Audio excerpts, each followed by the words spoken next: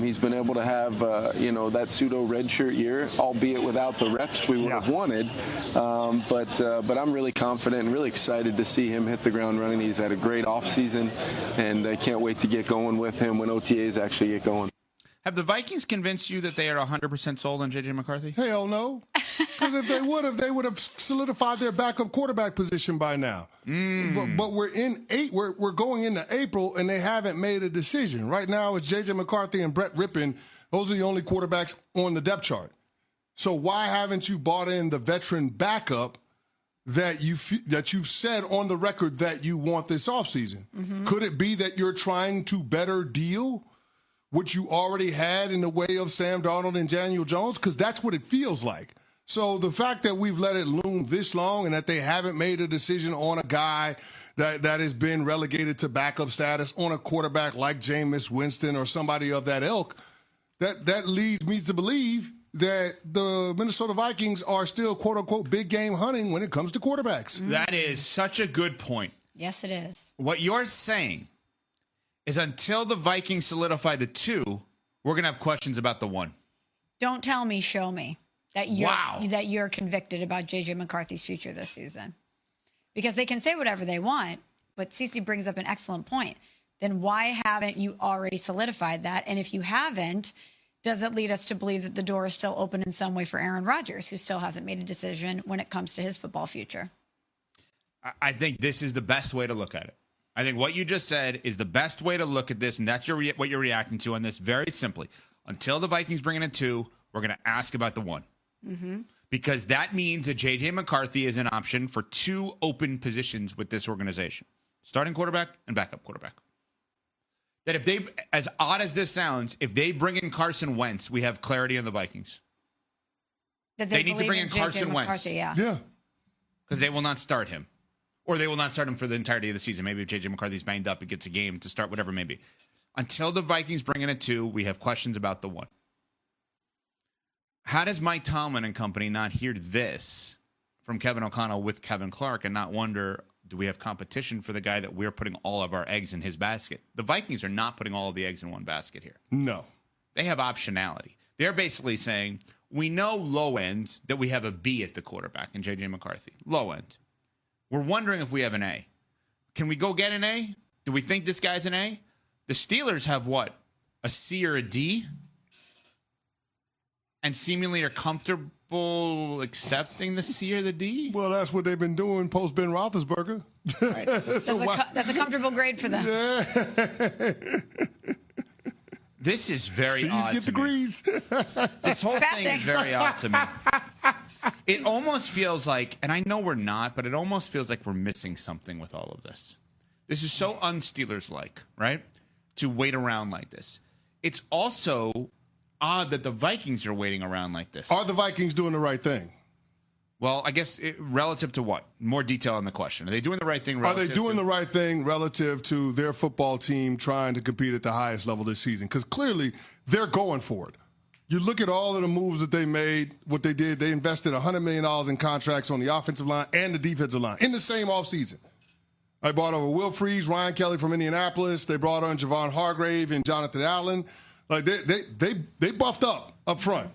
And that is to compete with the likes of the Detroit Lions and the Green Bay Packers in their division, the Philadelphia Eagles and the NFC as a whole. Like it feels like Minnesota is going for it. And yet there is some reluctance to hand the keys of a Ferrari to a second-year quarterback that, as Kevin O'Connell said, didn't get the reps that they anticipated on the field in his redshirt rookie season. Okay, let me ask you that question. I'm thinking about this as you're presenting this question. Did the Vikings do the right thing? If you're willing to not have J.J. McCarthy as your starting quarterback this year, if you believe that J.J. McCarthy low end is a B and then you're looking for an A or an A+, then you probably should have tried to trade him for Matthew Stafford. You probably should have upgraded from Rodgers. If McCarthy's not going to be your quarterback this year and you're going all in, let's say, you're probably then choosing the wrong all-in guy. You probably should have looked around and up. I bet you the Rams would have had a really hard decision if they were offered J.J. McCarthy. Oh, no doubt. Mm-hmm. Yeah. Mm-hmm. Because he's age-wise maybe more in line with some of their players. Yeah. And Stafford's more age-wise in line with some of the Vikings players Correct. at this point. So if you're not going to have J.J. McCarthy as your quarterback, would you have been better served using him to get your quarterback instead of in tandem with your quarterback?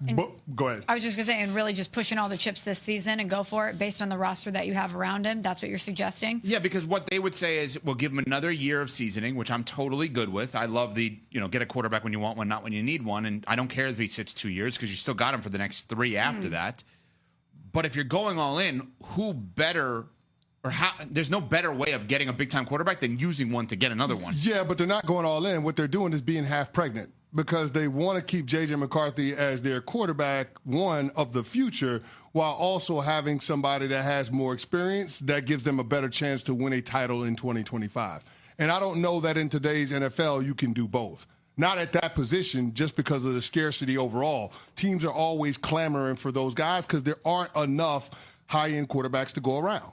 Maybe the plan was to have Daniel Jones fill that role, and they didn't anticipate that Indy would come in and make him an offer that was a better position for him to be a starter. Well, if they wanted Daniel Jones to be QB1, they would have just told Daniel Jones, "You stay here, you'll be QB1." But maybe they couldn't guarantee that for the entirety of the season. There's more there. Upon further review, brought to you. Xin chào tất cả các bạn đã quay trở lại kênh YouTube của mình. Mình hiện làm người làm video sáng tạo nội dung trên nền tảng YouTube nha các bạn.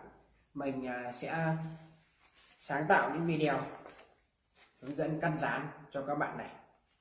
Đây là những sản phẩm của mình đã cắt dán rất nhiều những sản phẩm của mình đây này. Mình sẽ giới thiệu cho các bạn cách mình tạo ra những video viral của mình nha. Đấy. Để tạo được những video đẹp hay chất lượng cho các bạn xem thì mình sẽ cần những dụng cụ như sau. Mình sẽ giới thiệu cho các bạn biết nha. Đây là giấy thủ công màu này các bạn này, rất nhiều màu sắc này. Đấy. Nó có giấy màu vàng này, giấy màu xanh này, đây là màu xanh da trời nha các bạn này. Còn đây là giấy màu đỏ. Đấy, còn đây giấy màu cam này các bạn này, màu cam, giấy màu vàng này. Đấy, giấy màu vàng. Và để tạo ra được những sản phẩm tuyệt vời như thế này. Đấy, những sản phẩm mình đang cầm trên tay là sản phẩm đẹp của mình. Đấy, rất nhiều sản phẩm này. Đấy, thì mình sẽ cần những dụng cụ tiếp theo sẽ là kéo để cắt này, kéo cắt, bút dạ là để vẽ và định hình, tô thêm những sắc màu đẹp cho sản phẩm. Còn đây là hồ dán để mình có thể dán được những chi tiết vào cái sản phẩm này. Đấy, cắt dán mà đây như thế này đây, mình sẽ cắt dán và dán vào đây. Đấy, đằng sau mình sẽ dán đằng sau này các bạn này. Đây, ví dụ như thế này. Đấy, mình sẽ cắt dán này, cắt rồi dán thêm này, điểm nhấn cho sản phẩm đấy.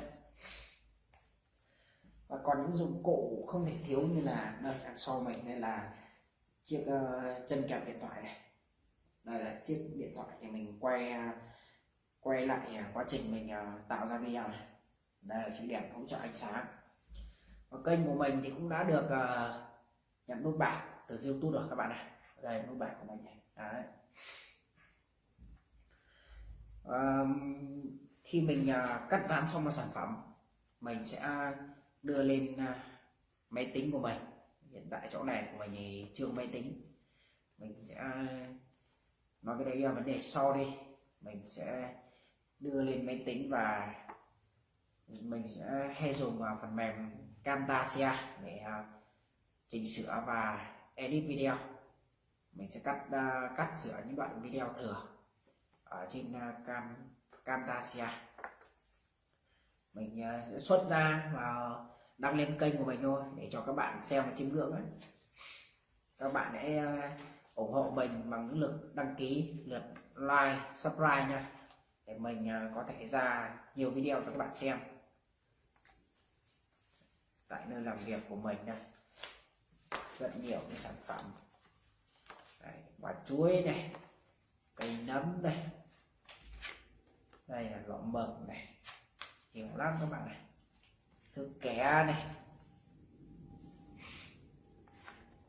đây, nấm cơm này. Đây. Và bây giờ các bạn hãy cùng đi theo dõi mình tạo ra những sản phẩm viral cho các bạn xem nha.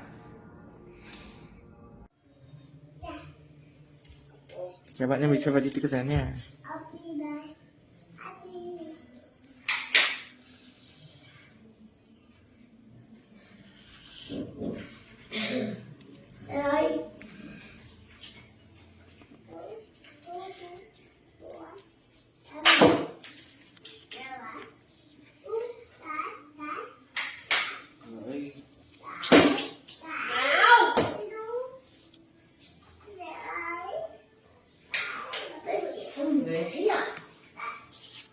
Dĩa thì mình dĩa làm cá này không đi. Đôi dép bao nhiêu cm?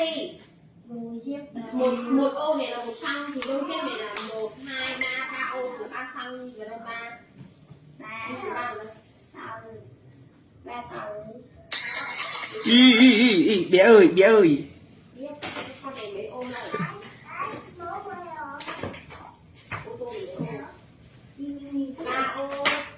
Đây, tôi thử cho con là một cái ô này là 1 cm rồi, thì đây 3 ô là 3 cm. 3. Hiểu chưa? Đây nó một ô này là 1 cm. Thêm ô tô xanh là mấy ô? 3. Cứ 3 nhỉ? Cái con cá này